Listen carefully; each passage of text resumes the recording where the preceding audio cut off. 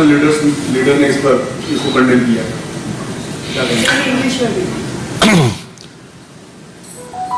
We don't want to make any comment as far as any leader, howsoever eminent, like President Trump, former President Trump has stated. Our Ministry of Foreign Affairs, after proper consideration, will react to it. पूर्व राष्ट्रपति और अभी Republican party के उम्मीदवार राष्ट्रपति Trump ने हिंदुओं के बारे में जो भी टिप्पणी की है, ये मामला विदेश नीति के संबंध में है। तो आपको मालूम है कि हमारी पार्टी की एक सोच होती है कि जो कि हम सरकार में हैं, तो विदेश नीति से संबंधित विषयों पर भारत का विदेश मंत्रालय टिप्पणी करता है, हम उसी के साथ रहते हैं। सर, वक्त पे आपने जो बोला कर्नाटक में, उसमें कर्नाटक माइनॉरिटी कमीशन के पूर्व अध्यक्ष जेपीसी के सामने आए थे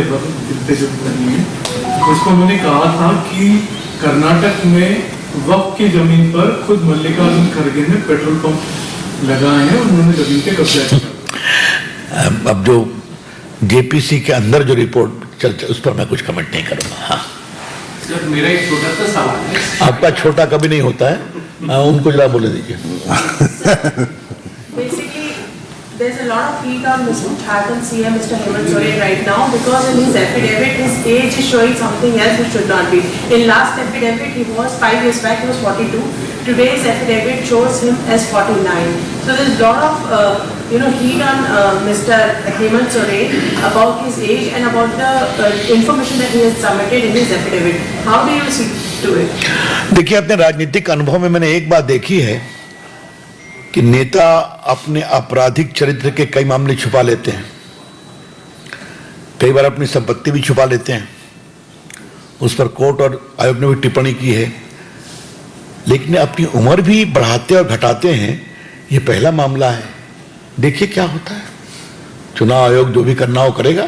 हाँ, और झारखंड की जनता करेगी।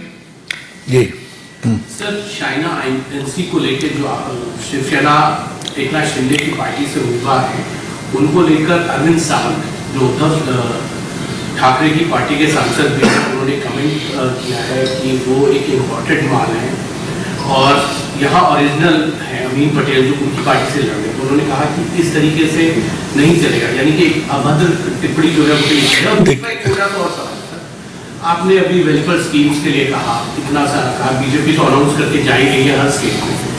कल अखबार के अंदर खबर आई थी कि योगी आदित्यनाथ सरकार ने 22 के चुनाव में कहा था होली और दिवाली पर एक सिलेंडर सबको मुफ्त मिले और उस पर आया अभी तक होली का भी नहीं मिला, दिवाली। वहां पर प्रवक्ता है ना सरकार के, लखनऊ में हमारी अच्छी मीडिया की टीम है, वहां पूछ लीजिए उनसे, क्योंकि डिटेल्स देना पड़ेगा ना। आप तो गुणी बुद्धिमान अनुभवी पत्रकार हैं, तो अगर हमें मालूम होता तो हम उसका होमवर्क करके आते। जाइए वहां पूछवा लीजिए। देखिए, मैं बहुत दुखित हूं इससे, बहुत मुझे पीड़ा हुई है। मैंने यही टीवी पर देखा जो उनका कमेंट था। It is not only scandalous, it is shameful, it is condemnable. इसकी जितनी निंदा की जाए, देखिए, राजनीतिक कार्यकर्ता जो महिला होती है, वो किसी पार्टी की हो, सम्मान तो करना चाहिए ना। ये कौन सी बात है भाई? ये बहुत दुर्भाग्यपूर्ण है, बहुत पीड़ादायक है, इसकी हम भर्त्सना करते हैं। रवि जी, यूपी के मुख्यमंत्री योगी आदित्यनाथ ने कहा है कि जो विपक्ष के लोग कभी धर्म के आधार पर, कभी क्षेत्र के आधार पर, कभी मजहब के आधार पर जो बांटने का प्रयास करते हैं, ये जो बांटने वाले लोग हैं ना, इनमें रावण और दुर्योधन का डीएनए है। देखिए, उन्होंने एक, इसको आप व्यंग भी कह सकते हैं, इसको पीड़ा भी कह सकते हैं। और एक बात आप जानिए, राजनीति में हास्य, व्यंग, पन, फन, कार्टून सब चलता है। उन्होंने एक संदेश दिया है, तो संदेश जिनको सुनना है वो सुन रहे हैं। जो वोट बैंक की पॉलिटिक्स के लिए किसी सीमा तक जा सकते हैं, ये सच्चाई है कि नहीं है?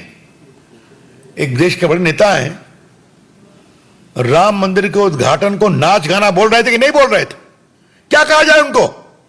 शर्म आती है।